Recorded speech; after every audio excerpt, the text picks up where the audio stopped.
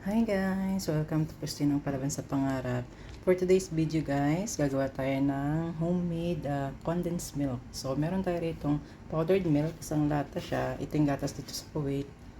Yan, mura lang siya. Tapos ito may asukal tayo. Tapos yung ating pot. Tapos maglalagay tayo ng isang cup na water. First unahin natin yung gatas. Yan siya guys. Kung gaano karami yung gatas, bawa ito 1 cup of milk, dapat 1 cup, 2 cups or 1 cup ganyan.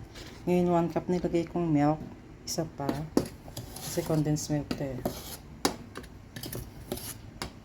Pero dahil sa parang masyado yatang malaki to, mga yan, kurang-kurang 1 cup yung isa, no? Yan. Tapos ganun din dapat yung sukat dito, buhay natin yung sugar.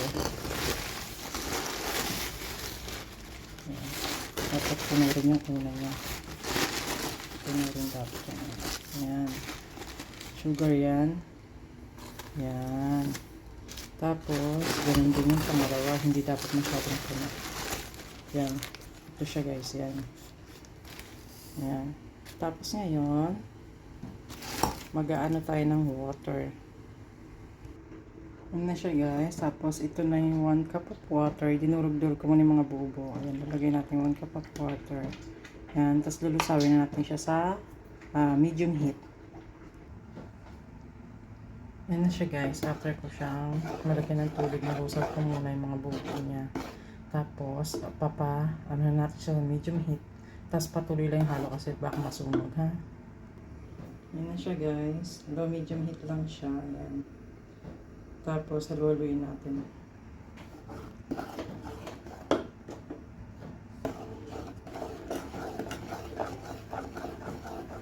Kailangan haluhaluin ito para hindi siya mabuo-buo or masunog. Kasi gatas to plus yung sugar. Tapos mamaya, pag nag-tick na siya, dapat yung, ang tawag nito, yung pinaka-ano nung pagkalapot niya is para talagang sa condense.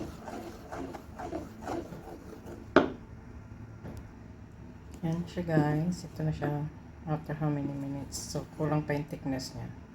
Kailangan yung consistency niya hindi ganito. Kaya medyo malapot. Pero kasi mamaya lalapot pa talaga yan kapag pinalamig na natin.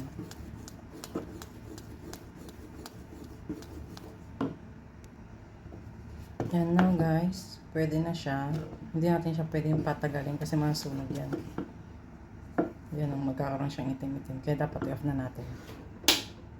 Ayan. Papalamigin lang natin yan. Ayan. Salin natin. Papalamigin natin. Kaya salain natin para walang bubo.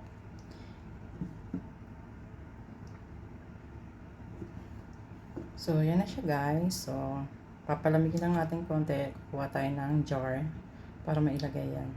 So, ito na ang ating homemade condensed milk. Napakasimple lang, tatlong ingredients lang. 2 cups of powdered milk, any brand, and 2 cups of water, then 1 cup of water, 2 cups of powder, 2 cups of sugar, and 1 cup of water. Tapos mix nyo muna yung dry ingredients bago kayo maglagay ng water. Then after that, yun, ilagay nyo na sa rito. Kasi malulusaw yan kasi may sugar tsaka yung milk. Ano siya guys. Thanks for watching. Update lang guys. Yan ngayon. Thick na siya. Yan na. Yan ang ating content. Sasalin natin siya sa small jar yan. Tapos maglagay tayo ng salahan.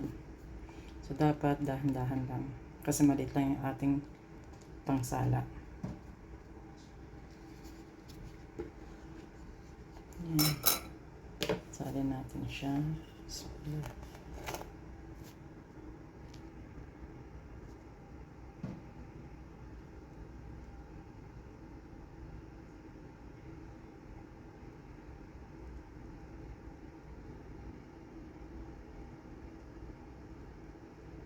Sana magkasya siya kasi maliit lang.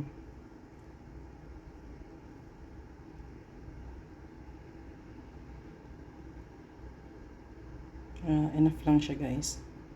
Maliit lang kasi yung ano ko. Ayan. Tapos hindi natin kailangan yung Bagay may salaan naman. Sayang. Yan.